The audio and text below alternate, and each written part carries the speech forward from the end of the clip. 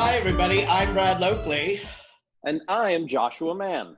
And this is Drunk at the Movies. This is episode 3.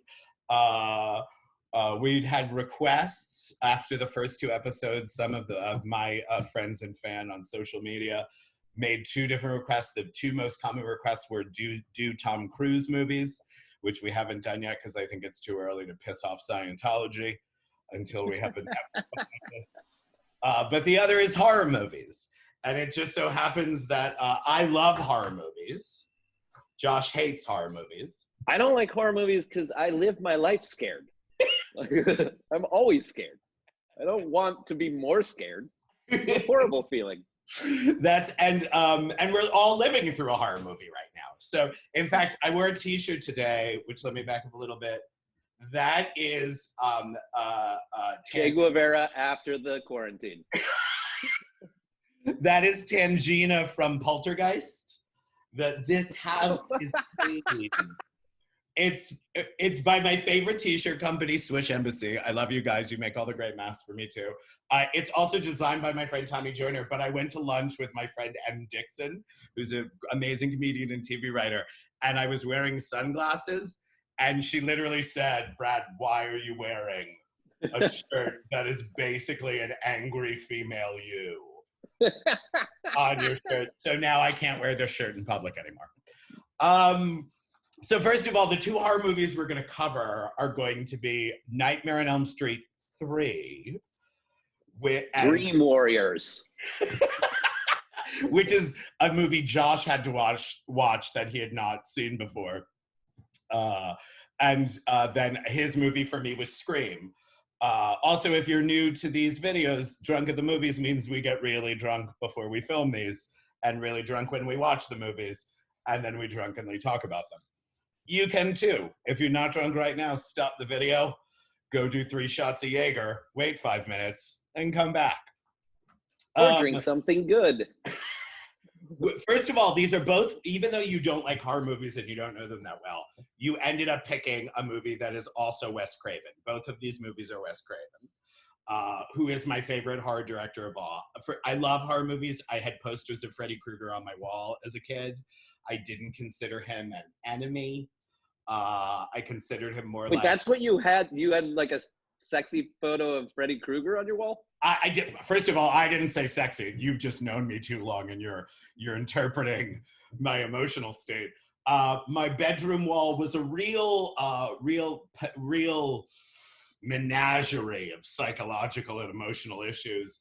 It was WWF pro wrestling posters, John Bon Jovi, but like had to be shirt open with hairy chests. Obviously. Madonna posters, Liza Minnelli posters, and horror posters, specifically Nightmare on Elm Street. So how did you ever sleep?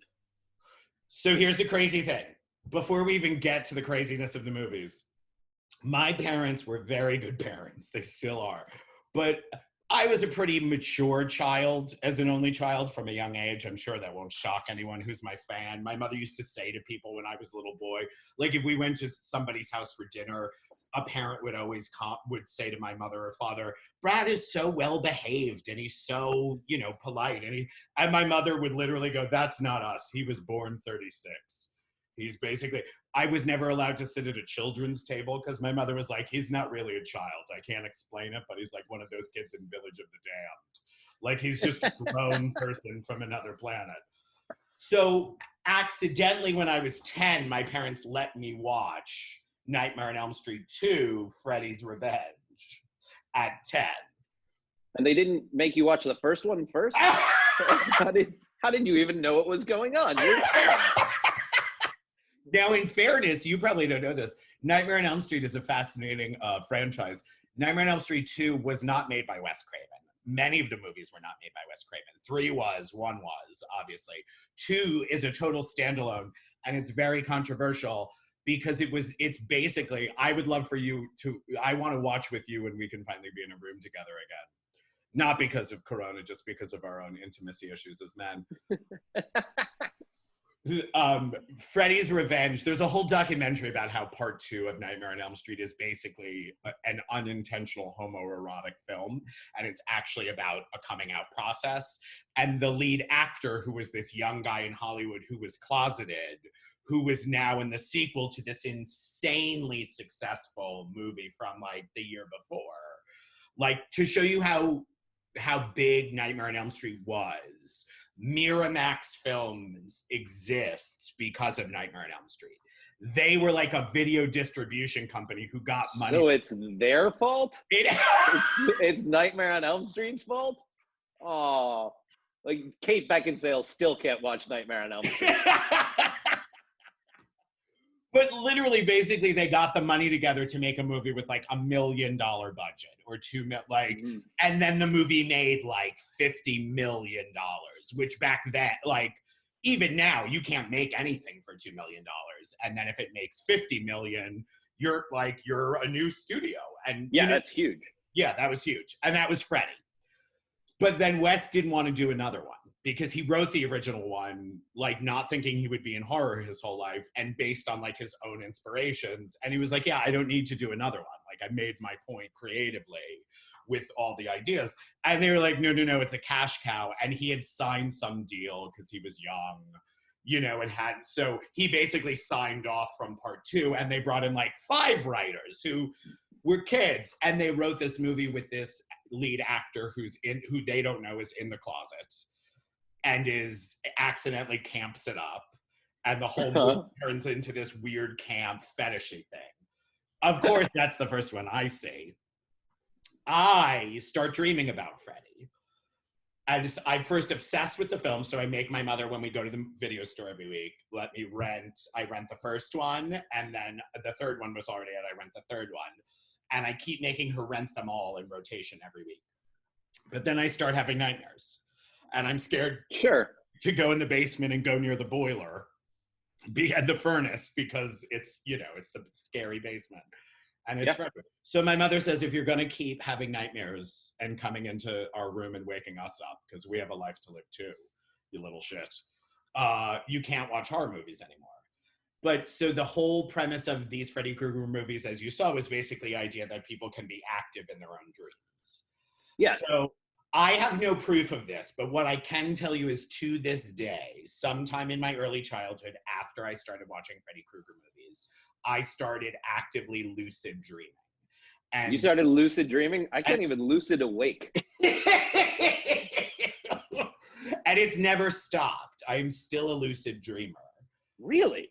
So, I swear to God, I wake up every morning remembering at least one complete section of a dream from the night before. And I have never in my life, since the time I was 11 or 12, since about that time, never, A, number one, not known I'm in a dream, and B, number two, not then actively either altered the reality of the dream, or even if it's a nightmare, as I got older, I realized like your subconscious is trying to experience something. So I would let like unpleasant dreams happen, just being like, oh, it's fine. Just get through the dream. It's like a work day. Oh my God. All my dreams are like I have the least interesting dreams on the planet, but they're all basically me making some horrible life-altering decision. Like I accidentally killed a person. Like I ran a stop sign and killed a guy. And then I wake up almost every morning, and for the first 5 minutes of my morning, I'm like, I fucking killed a guy. Like I don't even know that I was dreaming. It's horrible. Oh my God. So Nightmare on Elm Street must be a terrifying problem. Actually, but no, so now this is what I love about horror movies, I think, too, because I love that, yes, I understand you don't like, now that I know that you wake up every morning in a cold sweat thinking you murdered a person in your sleep, I can understand where the idea of a horror movie might see. But the truth is, horror movie lovers have the opposite response. It is a release of the tension. It is a release. And for me, what Nightmare on Elm Street, so I love all of the Nightmare on Elm Street movies, all for different reasons. And again, for horror fans who watch this, it's too nerdy to go into the whole thing, but that franchise has so many layers to it. But it's the idea that in that franchise, people can control, like the victims can control their destiny. It's not about, so like in Nightmare on Elm, or in Friday the 13th, God, I'm drunk.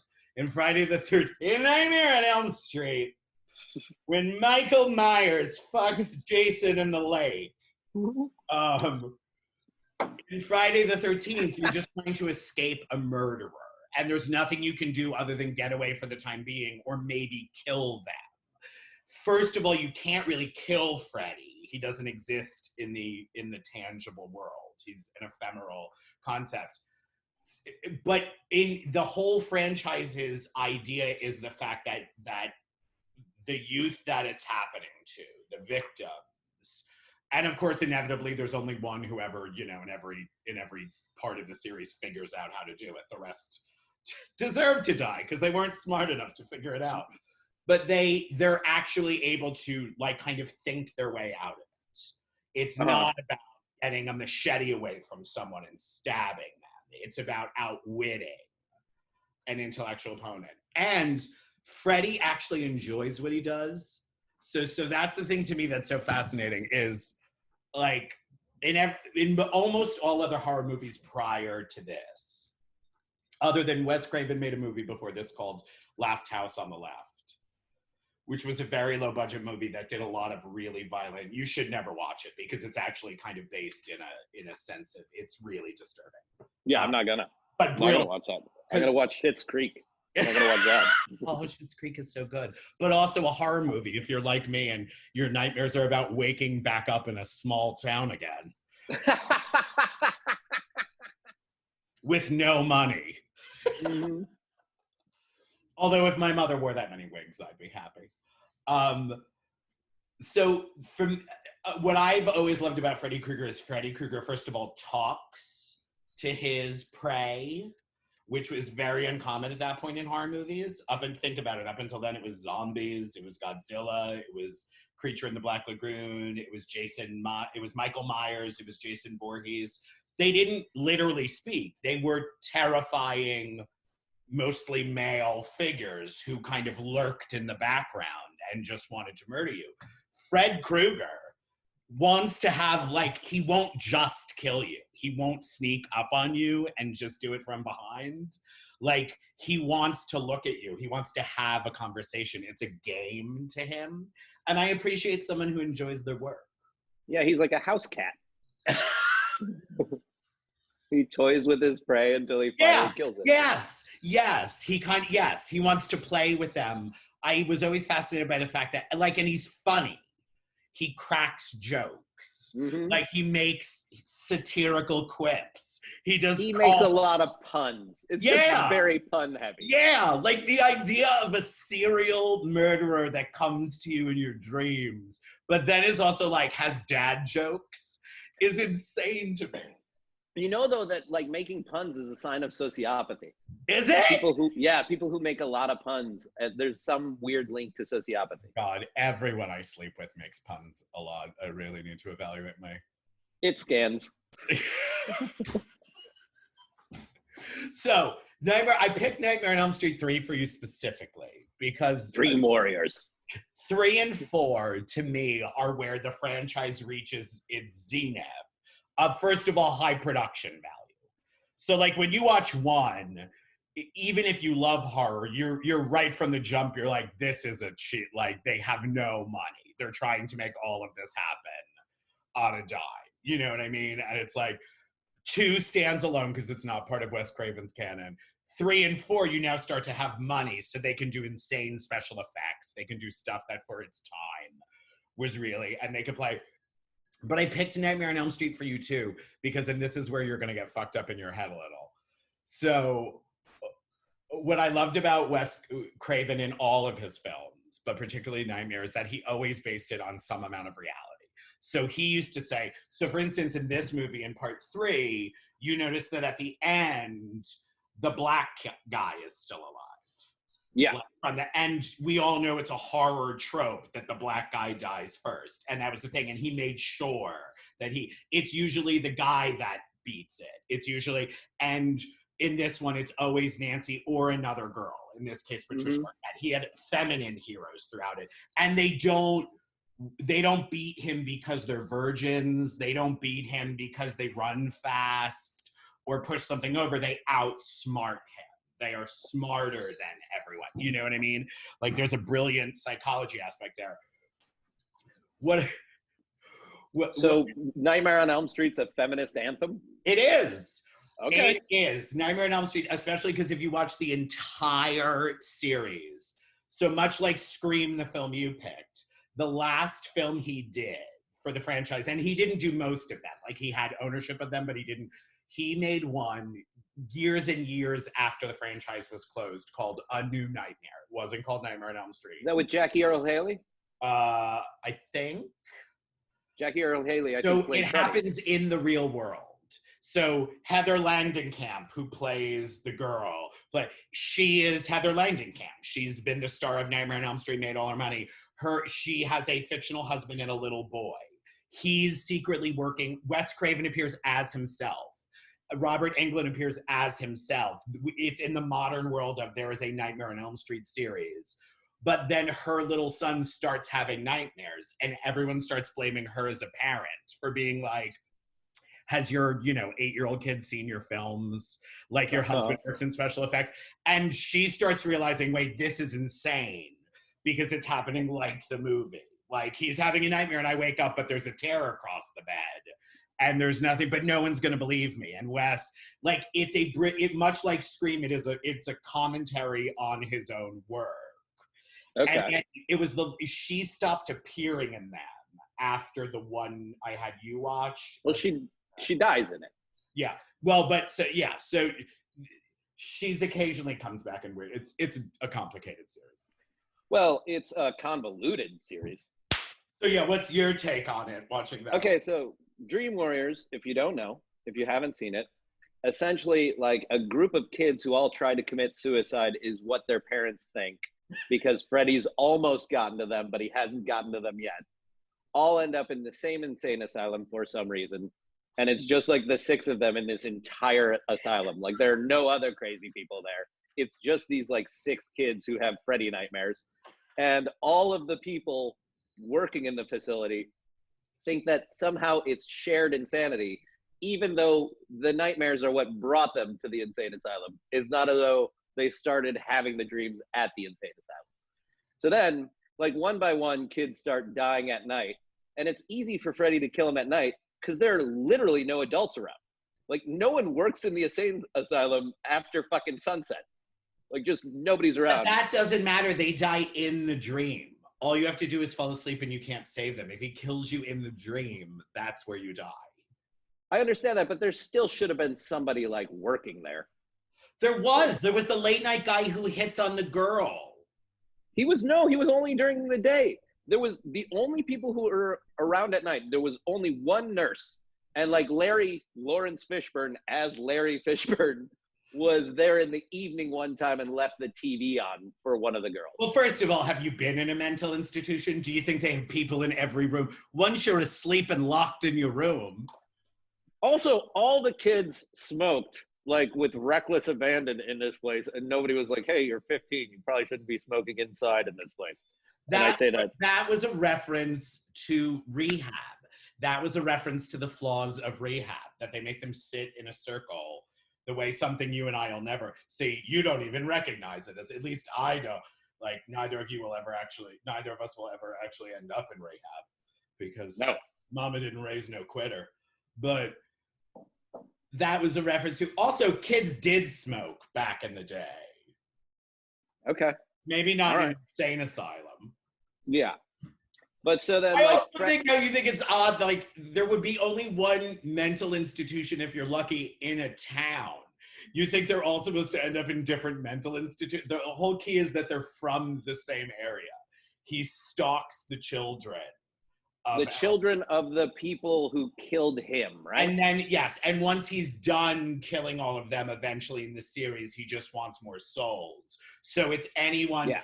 It leads to the next. He uses whoever was the last one to reach out to their friends and get them.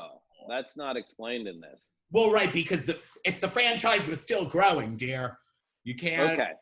I did love the entirely unhelpful, mysterious ghost nurse that like floated around and like would just say cryptic shit. Like just say like You Yeah, mean the the nun. nun? Not nurse, nun. Yeah. She And just said she weird wasn't cryptic shit. serious by the end. But first of all, Well, yeah, but why wait till it's over to just be like, here's the deal? it's a horror movie. The whole point is to build suspense. What, you wanted her to walk in as a ghost to be like, hi, everybody. So listen, I'm a ghost. You're not going crazy. Crazy story. I'm Freddie's mom. No, not even say that. Just like fucking salt and burn the bones. Like, just say that. That's earlier. Never how this works. We all know that when we watched Lost in the early 2000s, we're like, why aren't the three people who saw the smoke monster telling everybody they saw a smoke monster? That's not how suspense works. Okay, well, Lost is a fine example of something well done. I mean, it went on a long time and dominated the American culture for 8 years. Yeah, so will Trump. That doesn't mean it's good. I'm closing this computer. This is, oh God, I need more alcohol. All right, so you give a thumbs up or a thumbs down to Nightmare? To Dream Warriors? I mean, this is where Dream Warriors lost me. Okay. I was fine with it. I thought it was doing a fine job until the fucking skeleton jumped up and became a cartoon and started fighting people.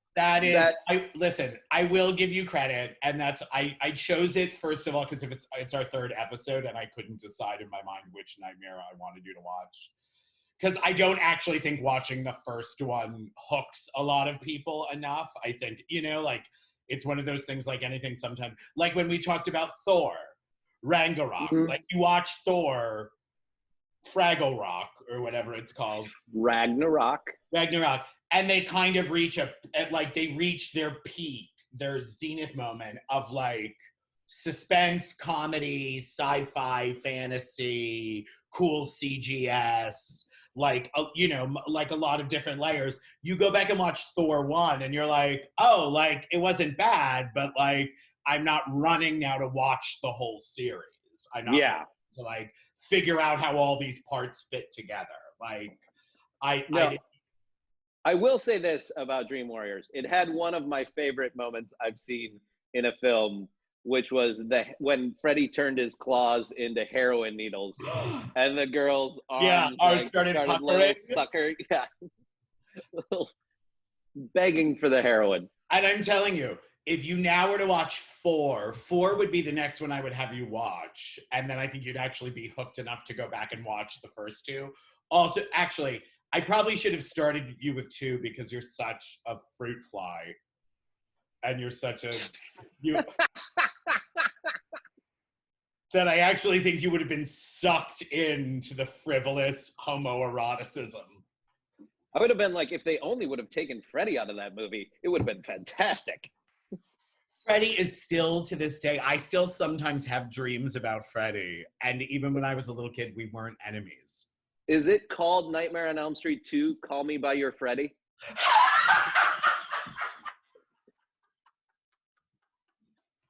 Oh my God. If either of us ever become rich enough to create a parody fucking trailer where we combine Nightmare on Elm Street 2 and Call Me By Your Name.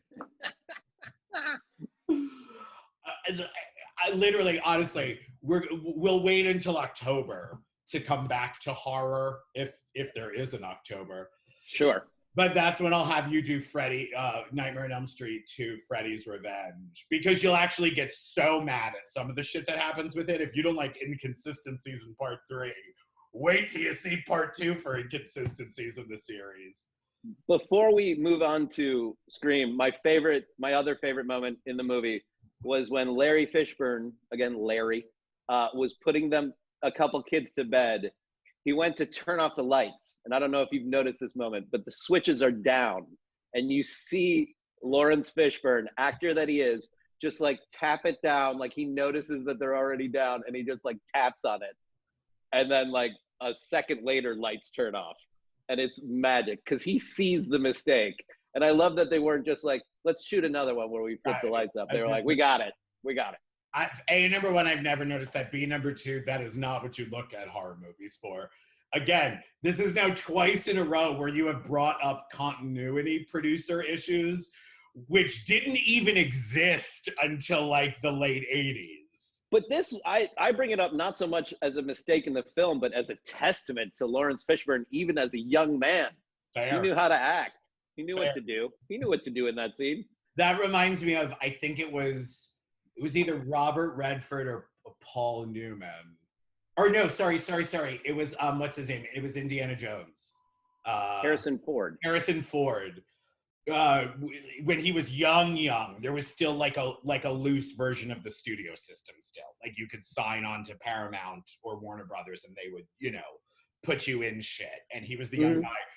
And he did some small bit role as like his first one where he walked in as like, he was a waiter. Yeah. And they didn't, and whoever was in charge then did, let's just say Louis B. Mayer, I'm sure it was past his time, but maybe didn't like it. So he got called in as like a contract player.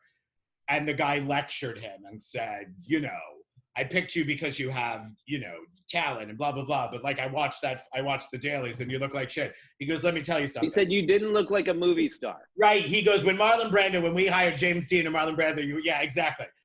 When he walked in as a waiter, you looked at that kid and went, that kid has something. He's a star.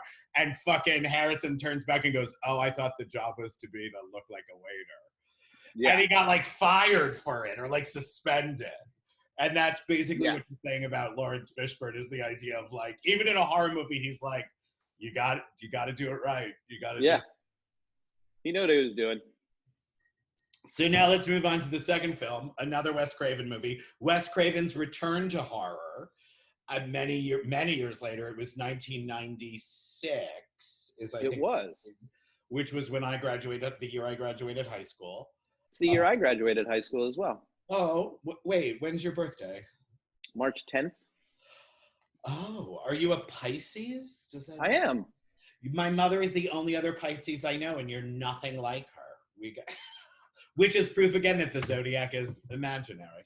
Yeah, it's nonsense. No, it's bullshit. Sidebar, I once almost got punched by a guy in Mickey's because I lied to him about my zodiac sign and they had to drag him out of the club. Security had to, because that's very West Hollywood. You know that. I'll tell you that story offline. It's not worth it sullying our episode with. So you want to give a brief synopsis of Scream? Scream. Scream is the first horror movie ever, to my knowledge, that is you can't even call it satire because it's not really, it is basically a film that is commentary on. It's not really a parody, it's not really a satire, but it basically is a film that addresses a genre of film, but is one of those films. To the best of my knowledge, and I don't know, so I don't want like anybody to be like, yeah, this movie and this movie did it. But like, it was the first thing I've ever seen that was totally self-referential. Yeah, and not just self-referential, because again, like I know the Nightmare series so well. He doesn't put a ton of Nightmare on Elm Street references in intentionally, because obviously he wasn't, but he does put, for people who are those diehard fans, numerous weird little ones. But what it is also referential to all horror. Like I remember when that came out, and when you look at the poster, which I show at the beginning of the video, if you're watching this, Drew Barrymore is in the front as one of the female cast members, and in the different versions of the poster, her face is always the one that is in white as shock. Now, first of all, Drew was the biggest star really in the film at that point, just historically, and she had never appeared really in horror. She was Drew Barrymore. So even though she'd had a troubled past, like the idea that Drew Barrymore was going to do like a summer teen horror movie, I remember being a thing of like, wow, it proves that Wes Craven is like an auteur of horror. And hence the way Hitchcock was in his day, or the way, and then when you realize he Hitchcocked her, and it's basically Psycho, where she's the star for the first 18 minutes. She's on every poster, she's the number one name, and then she's dead as a fucking doornail and never talked about again. Yeah. Like that, and again, this is why I love Wes Craven, is that it's been said about Wes Craven that there are directors who do horror movies because they pay well. They're successful, they're summer hits. It's almost like doing a comic book movie. I would say the modern version, because horror is right now the big thing in the last 20 years, are comic book films. these fantasy. When you look at what Ryan Reynolds and his team did with Deadpool, where they said, if you're going to give us this, like, we'll take less money, but we have total control of the script. And we have to actually make it interesting. Like, we have to actually tell a story and do something interesting with comic book characters. Wes Craven is someone who's his entire career was trying to say something, but with horror. Whereas lots of people do horror movies like in the early part of their career because they're like, it paid me, so who gives a shit if it says anything? What I liked about Scream 2 was like, clearly Wes was going through a period where he really disliked the news and reporters, because every reporter in that movie is just a scumbag. No, but now did you clock? Obviously, then what's her name from Friends, who plays a role? Courtney Cox. Courtney plays a role in the entire series. The most aggressive reporter, other than Courtney Cox, is when the main character is coming back to her house or coming into the school. It's Linda Blair. She appears once. Go back and look at it. The one who goes, "What's it like to know that there might be someone copycatting the slaughter of your mother?" Like, it's like an aggressive short female reporter who says that this thing where you're just like, and again, when you think back to media back then in 1996, that's not how reporters talked. No. So now go back and rewatch just that moment and realize, number one, look at it. It's Linda Blair. Okay. I've confirmed it's Linda Blair. And she's talking in as close to a "your mother sucks cocks in hell" voice as she can do without it immediately triggering the audience to be like, that's ridiculous. Like, you just... What was, again, we're going to go down like a weird, like, psychosexual assault path. But like, Scream is essentially about like this poor girl whose mother was murdered and raped a year prior, and then it's the anniversary, and like all these kids start dying. And by the way, like, they put up some numbers in that movie. Like, they killed a lot of kids. Yeah. But somehow, like, and this was my issue with it, somehow like they could never kill Neve. Like, she got away every time. And also, like, why didn't they start with Neve, and then why did they go after Neve and then not go after her, and then go after her and then first of all, no, but see, what I think is brilliant about it is because, first of all, these, in my mind, when I watch it, and again, I haven't watched it in years, but number one, obviously, so there's the construct that we all know, which is why it was a successful franchise and Wes took with it for a while, is because inherently it was based on the idea of commentary on horror films. And horror films are supposed to take place in the real world. But we live in a world now where everyone knows, because of horror movies, don't go into the woods alone. You know what I mean? When the weird guy offers you a ride, don't take it. When you pick up the phone and somebody weird. I mean, the whole Drew Barrymore thing is also not just a callback to Hitchcock, it's a callback to A Stranger That Calls, which was two horror movies in the 70s and 80s where it was somebody calls and tortures a babysitter over the phone. But the first one was pre-911. So there was like, you'd have to know the police department phone number. Now, by the time you're doing Scream, Drew can be like, I'm just calling 911. I mean, like, if I say, hey, computer lady's name, call 911. Well, like, that was still be on the phone. So that I would say, no, I mean the fact that, so what I don't like is that Neve had a moment where she's trapped in the bedroom and he's at the door and she's like, and she's typing in call 111 to like a Macintosh computer. Yeah. Which was not a function that existed back then and still doesn't exist. If you text 911, 911 doesn't immediately track your phone position, and it's 2020. So to me, that's a flaw in it. To me, what was fascinating about Scream is, in essence, he was starting with copycat killers, but based on horror movies being copycats. So in Scream 2 and Scream 3, you get into people who are still connected to Neve in that storyline, but are now copycatting also the fact that started this.